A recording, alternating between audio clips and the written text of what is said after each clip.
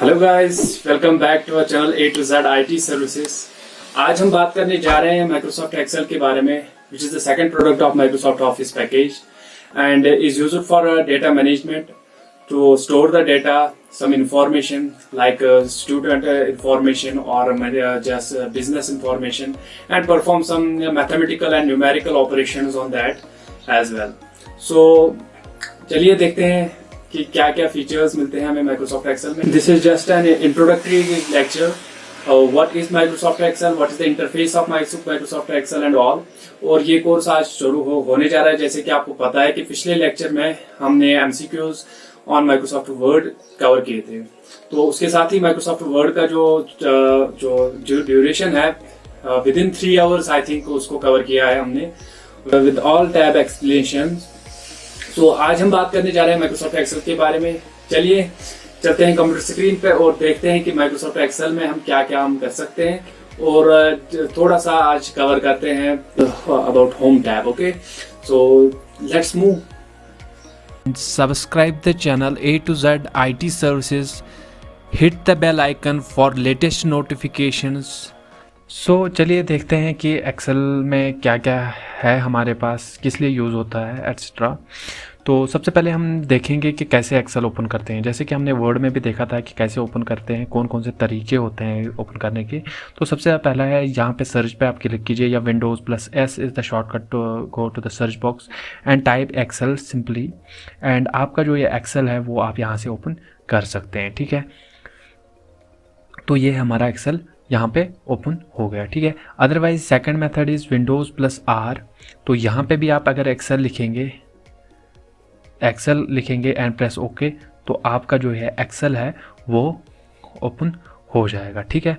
तो यहाँ पे मैं आपको बता दूँ कि फाइल टैब में हमें ये जो पहले हमारे पास स्क्रीन आता है ये होम टैब होता है या जिसको क्या बोलते हैं हम फाइल टैब बोलते हैं इसको, ठीक है। यहाँ पे जो ये चीज़ें हमें बनाई ऐसी होती है, इनको हम थीम्स बोलते हैं, टेम्पलेट्स बोलते हैं, ठीक है। वर्ड में हम देख चुके हैं, बिल्कुल कुछ चीज़ें कॉमन है वर्ड और एक्सेल में, जैसे कि tabs and all that different चीज़, लेकिन डिफरेंट चीज़ के लिए दोनों यूज़ होते हैं, ठीक है।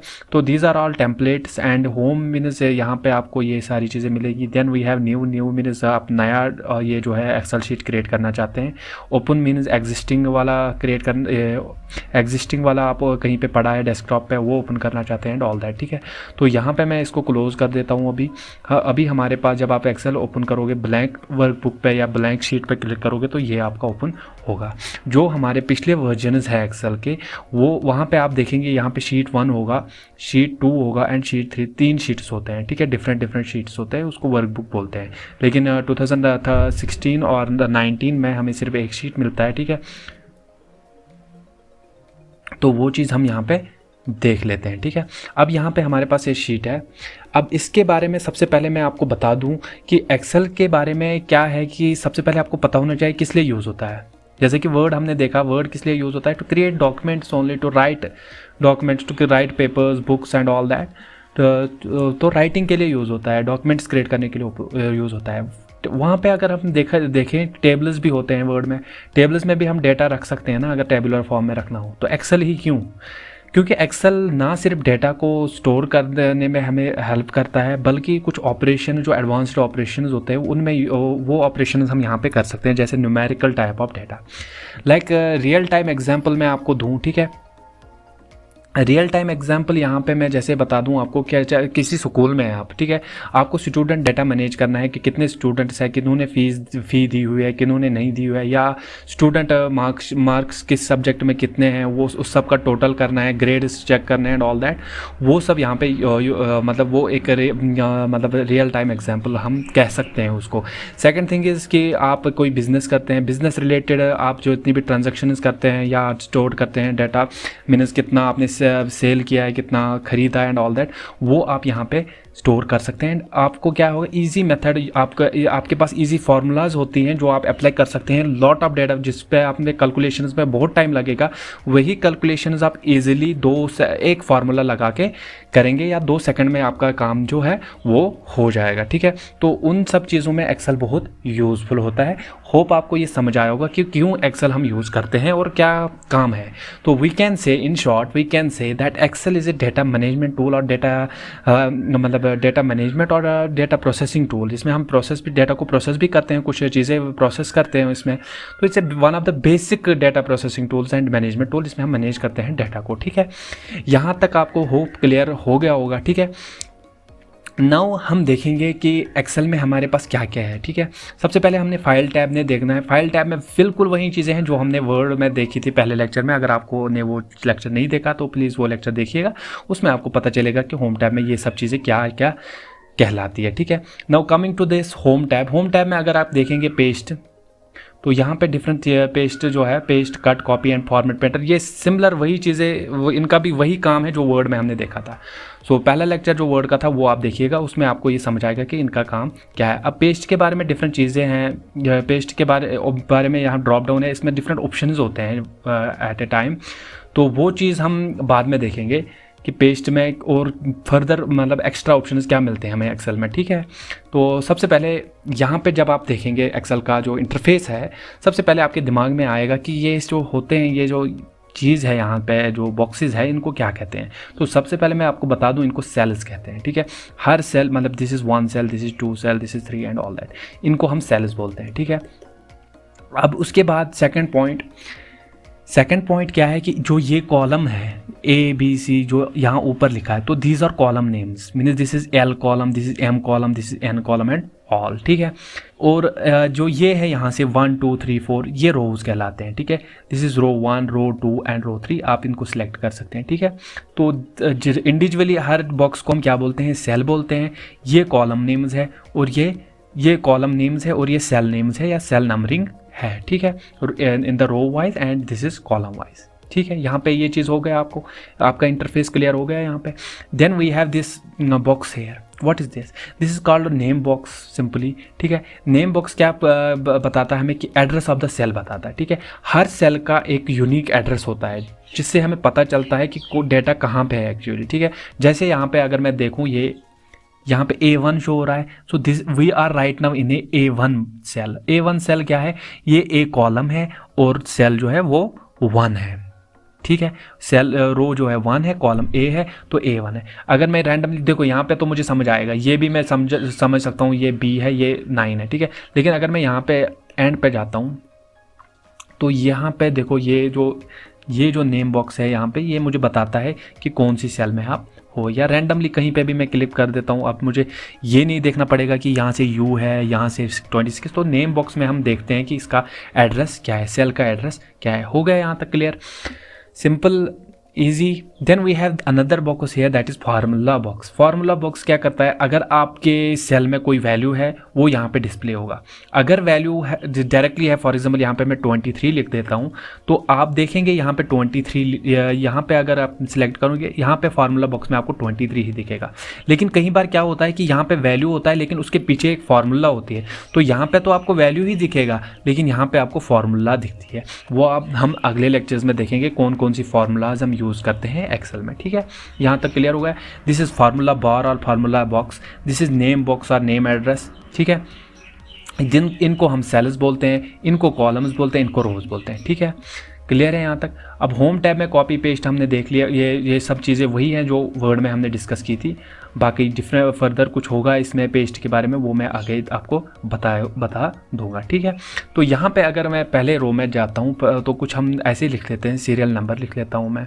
देन टैब से क्या होता है, एक सेल से आप जंप करेंगे सेकंड बॉक्स में, ठीक है। Serial number, then name, then marks, ठीक है। यहाँ पे हो गया ये।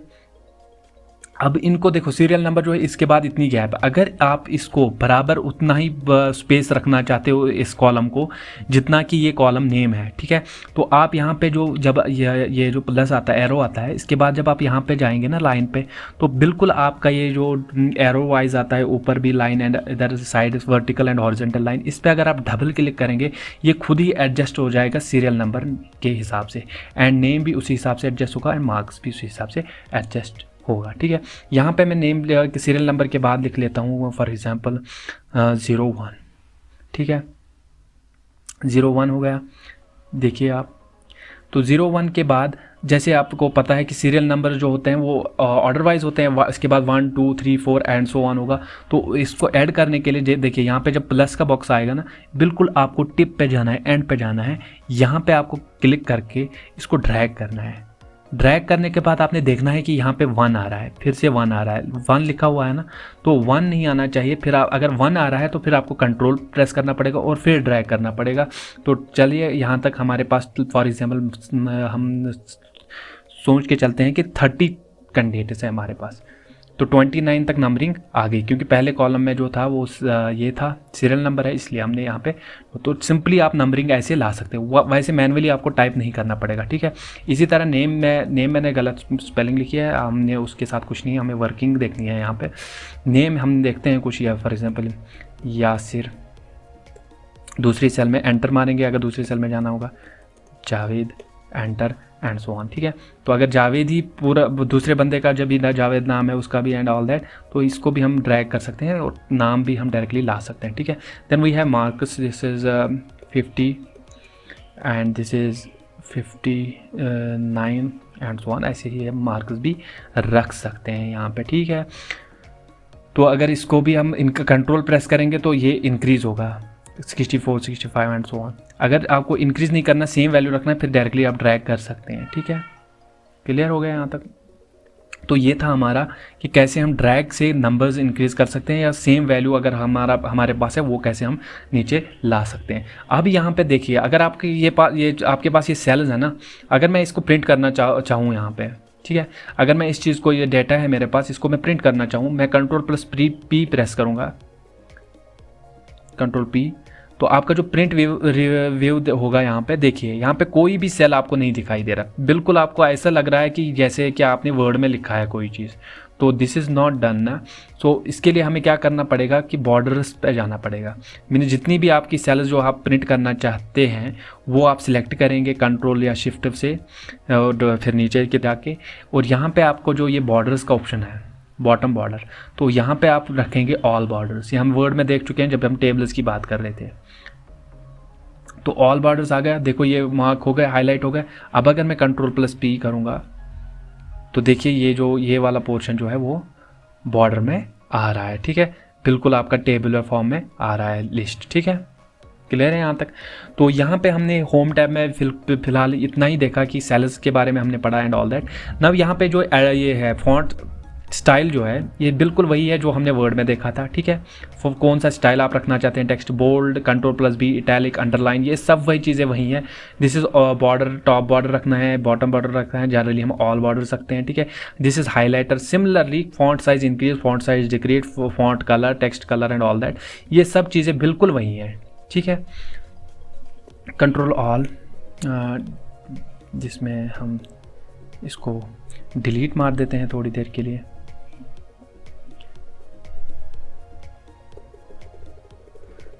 ठीक, बिल्कुल हमारा ये जो फ्रंट पेज था वो आ गया यहाँ पे, जो हमारे पास पहले पेज था वो आ गया हमारे पास।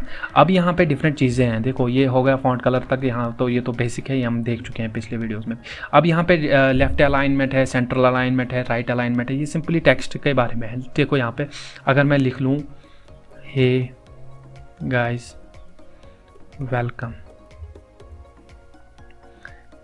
तो देखिए ये जो सेल है ये एक ही सेल में है सारा, लेकिन जब हम यहाँ पे कर्सर ले जा रहे हैं तो ये इस सेल में भी घुस रहा है। अगर मैं इस सेल पे क्लिक करूँगा, यहाँ पे कुछ नहीं है, वो गायब होगा। तो इसको बराबर लाने के लिए, जैसे मैंने पहले बोला कि यहाँ पे आप डबल क्लिक कर सकते हैं, तो ये बिल्कुल एडजस्ट होगा, जो इसमें लॉन्गेस्ट टर्म होगी उसके हिसाब से ये एडजस्ट अपने आप को करेगा, ठीक है। तो ये था। अब इसको मैं थोड़ा और भी अगर बड़ा कर देता हूँ सेल को, यहाँ पर ये सेल सिलेक्टेड है, इसको लेफ्ट अलाइन करूँगा तो लेफ्टली अलाइन होगा, अगर ये सेंटर में आ जाएगा, अगर सेंटर अलाइन, और राइट अलाइनमेंट तो राइट साइड आ जाएगा within the cell. This is all about alignment, जो हम वर्ड में भी देख चुके हैं। दिस इज़ डिक्रीज इंडेंट, अगर आपने लेफ्ट साइड डिक्रीज करना है या राइट साइड करना है तो वो इंडेंट मीन्स यहाँ से या यहाँ से, जैसे अगर यहाँ पे लेफ्ट अलाइन होता तो ये बिल्कुल डिसलेक्ट होगा, अगर आपने इंक्रीज़ करना है थोड़ा तो हम ये वाला क्लिक कर सकते हैं, ठीक है। तो ये हमारा ये था इंडेंट एंड सेंटर अलाइनमेंट और ऑल दैट, ठीक है।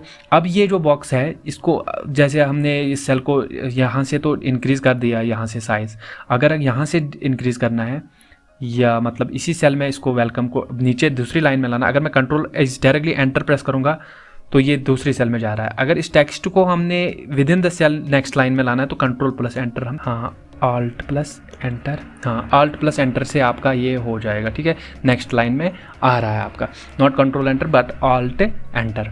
हो गया यहाँ तक क्लियर, ठीक है। तो ये हमारे पास ये आ गया, ये सेल बड़ी हो गई, ठीक है। अब देखो यहाँ पे जो ये चीज़ें हैं, ये तो left alignment right alignment word में देख चुके। अब ये चीज़ क्या है, टॉप अलाइन। देखो यहाँ पे इसको मैं बड़ा कर देता हूँ सेल को। अब ये नीचे है ना, क्योंकि ये ऐसे ये वाला बॉटम अलाइनमेंट इसका सिलेक्टेड है। अगर आपको इससे बीच में रखना है बिल्कुल तो ये आ गया सेंट्रली अलाइन, ये आ गया, ठीक है। अगर आपको टॉप में रखना है तो टॉप में आ गया, लेफ्ट रखना है तो ये सारी चीज़ें जो है अलाइनमेंट के रिलेटेड है, कहाँ पे आप डेटा रखना चाहते हैं एक्चुअल में, ठीक है। तो ये आपका क्लियर हो गया यहाँ तक सारा कुछ, ठीक है। तो ओरिएंटेशन का क्या मतलब है कि सेल को अगर आप क्लॉकवाइज, इसको टेक्स्ट को विद इन द सेल आप क्लॉकवाइज वर्टिकल टेक्स्ट से रखना चाहते हैं, वो सारी चीज़ें आप कर सकते हैं। ये बिल्कुल हम नहीं करेंगे, इसको हम कंट्रोल Z सिंपली हमें इसकी ज़रूरत नहीं पड़ेगी, नॉर्मली हम रखते हैं ऐसे। लेकिन आपको पता होना चाहिए ये चीज़ किस लिए यूज़ होती है। होप आपको समझ आया होगा यहाँ तक, ठीक है। Now what is wrap text, इसको मैं डिसलेक्ट कर देता हूँ, ठीक है। देखो रैप टेक्स्ट का मतलब है, देखो यहाँ पे जो चीज़ मैंने यहाँ पे डबल क्लिक करके की थी ना, देखो ये कंटेंट जो है एक सेल में है ना, हे गाइस वेलकम जो है एक सेल में है। इस सेल में अगर मैं क्लिक करूंगा ये यहाँ पे नहीं है, ये इसी सेल में है लेकिन बैकग्राउंड में है। अगर मैंने इसको बराबर लाना है, इस सेल में जो कंटेंट है उसके हिसाब से एडजस्ट करना है, तो मैं रैप टेक्स्ट करूंगा तो जो वेलकम है वो खुद ब खुद दूसरी लाइन में आ जाएगा, विद इन द सेल आपका जो कंटेंट है वो दिखाई देगा, ठीक है। So that is wrap text. Clear है यहाँ तक? बिल्कुल आसान भाषा में हम स्टेप बाय स्टेप बता रहे हैं आपको कि क्या चीज़ किस चीज़ का क्या मतलब है यहाँ पे, ठीक है। अब यहाँ पे मर्ज एंड सेंटर का मतलब, मर्ज एंड सेंटर का मतलब अगर समझने के लिए मैं आपको यहाँ पे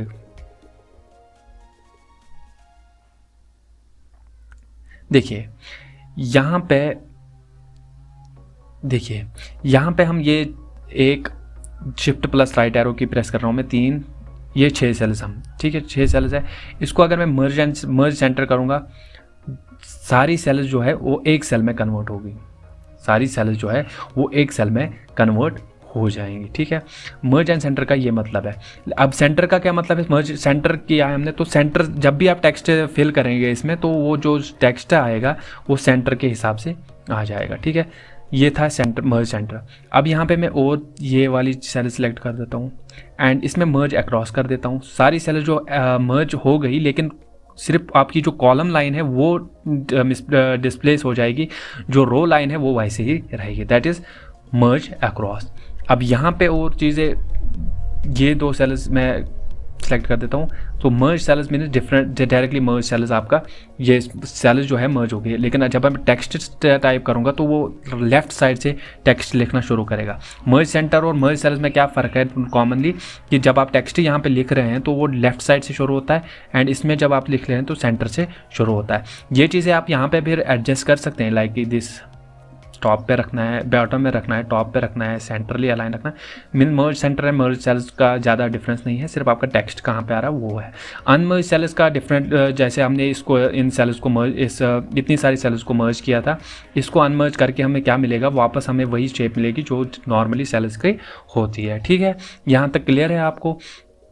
तो कहाँ पे यूज़ होता है मर्ज सेल्स, किस लिए, सिनेरियो क्या होगा कि हमें यूज़ करना पड़ेगा। जैसे यहाँ पे ये वाला पोर्शन जो है आप समझ लीजिए, इसको मैं बॉर्डर कर देता हूँ, सारा बॉर्डर आ गया। अब ये वाली सेल जो है यहाँ पे इसके टॉप पे, इसमें मैं टाइटल लिखना चाहता हूँ कि ये सेल्स किस, ये जो डाटा है नीचे, टेबल जो है नीचे, ये किस रिगार्डिंग है। तो वो टाइटल के लिए मैं फॉर एग्जाम्पल मर्ज सेंटर कर दूँगा और यहाँ पे मैं बोल्ड में लिख लूँगा SCHOO, स्कूल का नेम एंड डाटा। देन इसको कंट्री से फॉन्ट साइज़ इंक्रीज़ करूँगा, कलर रेड करूँगा, हाइलाइटर वगैरह भी यूज़ कर सकते हैं एक्स्ट्रा।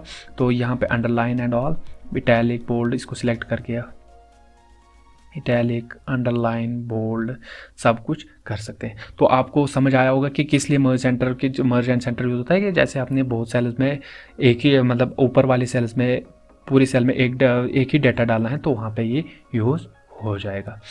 तो यहाँ तक मेरा फोकस था आज, पहला लेक्चर मैंने यहीं तक रखा था, मर्ज एंड सेंटर तक ही, ठीक है।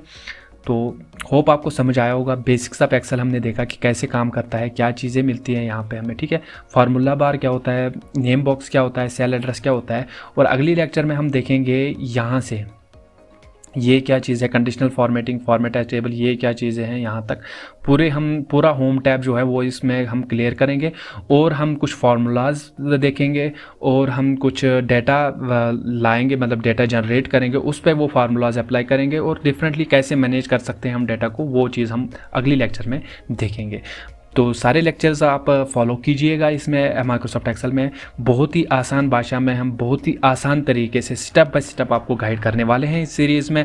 जैसे कि किसी भी इंटरव्यू टाइप क्वेश्चंस भी हम जनरेट करेंगे लास्ट में, ताकि आपको कहीं पे भी कुछ पूछा जाता है इसके बारे में तो आपको पता होना चाहिए और आप बिल्कुल उसको आंसर करने चाहिए, ठीक है। तो होप आपको ये वीडियो पसंद आया होगा। अगर आपको वीडियो पसंद आया है तो प्लीज़ सब्सक्राइब कीजिए, और इस वीडियो को लाइक कीजिए, शेयर कीजिए दोस्तों के साथ, ताकि उनको भी हेल्प मिल जाए, ठीक है।